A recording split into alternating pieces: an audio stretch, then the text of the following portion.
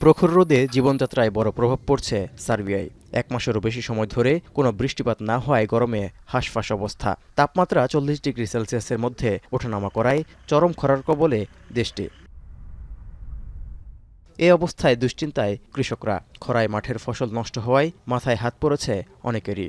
এর মধ্যে বৃষ্টি তো হচ্ছেই না, তার উপর কূপসহ সেচ দেওয়ার উৎসগুলোও শুকিয়ে যাচ্ছে। এতে খরার হাত থেকে ফসল রক্ষায় কৃষকদের লড়াইও কঠিন হয়ে উঠছে। The last year was difficult regarding water, and it seems to me that this year the situation is even worse here in our region. তীব্র গরমের মধ্যে বৃষ্টির কোনো আভাস না থাকায় ফসলের জমি নষ্ট ছাড়াও অসুস্থ হয়ে পড়ছে গবাদি পশুগুলো।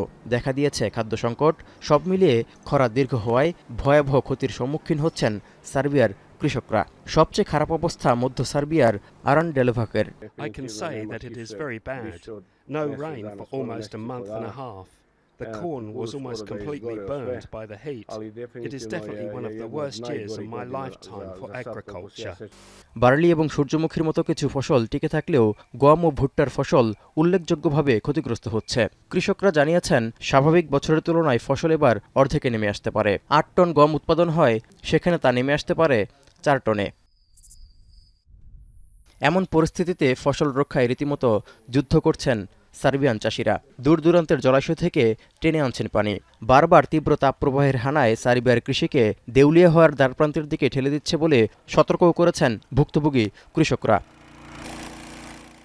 তৌহিদুর রহমান, এখন বিশ্ব।